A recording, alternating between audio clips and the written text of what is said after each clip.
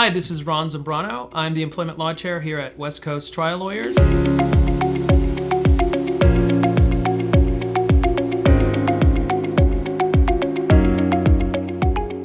One of the things that I feel employees don't understand is what they can take advantage of for certain type of leaves.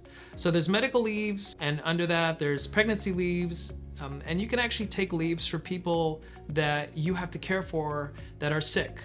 And recently the law has been amended to do that. So let's talk about just general sick leaves of yourself. So if you are sick, you have two bundles of rights. You have a bundle of right that everybody knows under the FMLA, which is also in California known as the CFRA, the California Family Rights Act.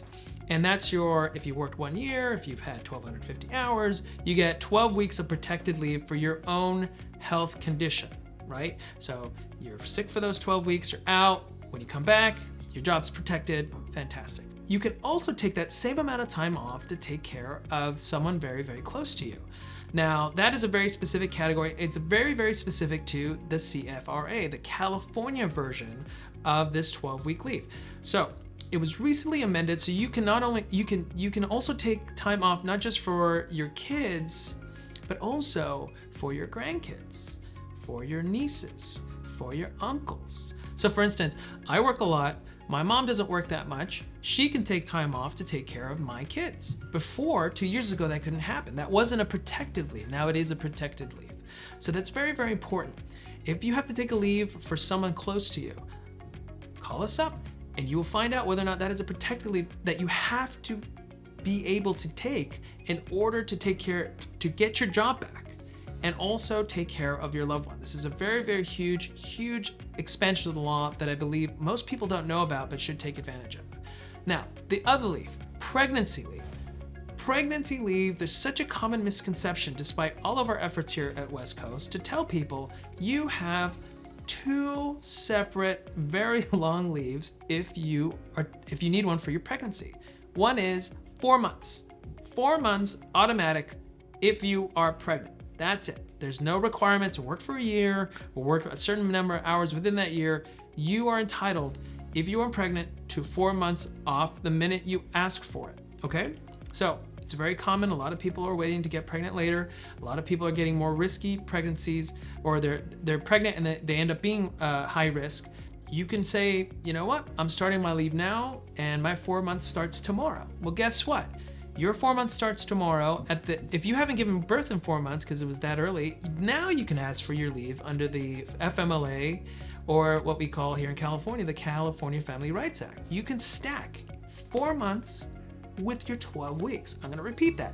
You can stack your 4-month leave under PDL with the 12 additional weeks if you qualify under FMLA and CFRA. That is an enormous amount of leave. A lot of employees don't understand that. So many people say, nope, you're wrong. I don't know why people think I'm wrong. I do this for a living. I'm telling you, 4 months, automatic, more than your 12. And if you happen to qualify, you can get 12 additional weeks. All you have to do is tell your doctor, I need to take time off, and your employer has to know it. And if you get fired because they don't know the law, give us a call. What's the other type of leaves other than being sick or pregnancy-related disability? What if you need to take time off because your kid can't go to school, they're sick, or your kid has a graduation? You're entitled under the labor code to take that time off. It's very, very specific. It's 8 hours per month, 40 hours an entire year. You can take time off. That is a protected time off. And I know those are very, very important for the families. And you should take it because it is protected under the labor code. Another hack employees should know about is you are entitled to put things in writing when you complain. And you should, because if you don't put it in writing, your employer is gonna say, likely, it never happened. It could be as easy as an email. It could be as easy as a text message. Text messages go a long way, and people seem to be more candid in text messages than they are in emails. I don't know what it is. Maybe it's I don't know what it is, but people seem to be more honest, and you get more honest responses in emails because typically the person you're texting is not a trained HR or executive. They are your supervisor who should know better, at least from the employer's perspective, of how they respond. put things in writing. If you get called into a meeting because of your complaint, try to record it. Make sure you get permission. You cannot record people without their permission because that's a misdemeanor. But if you go into a meeting and say, listen, I'd like to come to this meeting, but I want to record it, chances are they're going to say no, but sometimes they say yes. If they say no, that's okay too, because guess what? You get to write down and confirm what happened in that meeting, saying, hey, we just had a meeting and this is what was discussed. Thanks for doing so. Again, you could do it through a text message or an email. It's very, very important not to allow a narrative that is AKA the story of what happened just to be relied on people's memories. There's nothing wrong with writing things down, either in a communication to the employer or even to yourself. You can email yourself. I just came out of a meeting. This is what happened. That's fine. But make it what we call contemporaneous, which is another way to say when it happened, on that day, within an hour or two. It's called contemporaneous. I just walked out of a meeting. I just walked out of a meeting and this is what happened.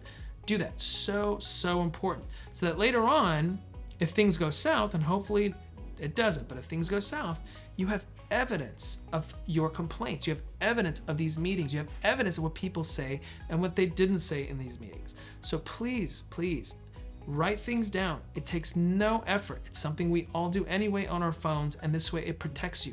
Don't rely on your employer to be honest later, because I promise you, if it's going to cost them money, they're just not going to be.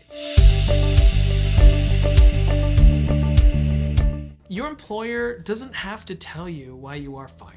Okay, I know we all want some type of closure, and knowing the reason would be great, but you are not legally entitled to know the reason for your termination.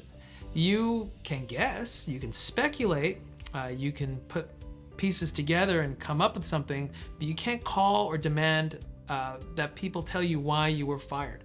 What you are entitled to if you are fired is that you get paid your last wages, including any banked PTO or vacation, within 24 hours of your involuntary resignation. If you quit voluntarily, it's a 72-hour turnaround. But so those are the only things. Please remember, you're not entitled, and don't insist because it never looks well. If you let go, make it graceful, and don't go on social media and whine about it because it never will go on. You need to apply for unemployment, right? The last thing you want to know, you see, is your post on TikTok, Facebook, or Instagram being shown to a judge when you're trying to get your unemployment benefits. If you happen to be unemployed, a lot of people don't understand how that works. So this is how unemployment works. You are entitled to unemployment unless you committed misconduct, and that's why you are no longer employed. So what is misconduct? Misconduct is where you are basically not following express directions. One of my favorite examples is if you work in an airport and you have to be keeping told don't walk into the tarmac where the airplanes are, and you keep doing that, you get fired for that because you just keep doing that very unsafe thing. You're not going to be entitled to unemployment because you are disobeying. You are committing misconduct, punching somebody, sexually harassing somebody, misconduct. Now, if you're fired because personality conflicts, a perception that you just weren't up to snuff in what you were doing, that is not misconduct, and you are entitled to unemployment benefits. The process is very simple. You could do it online. It's getting better in California, but you basically apply, the employer gets to respond as to whether or not it is misconduct. There's a determination by the EDD. You get this letter. It's done in double negative, but it basically says whether or not you're disqualified. If you are denied unemployment benefits and you believe you truly did not commit misconduct, you can actually appeal and have a hearing in front of a judge.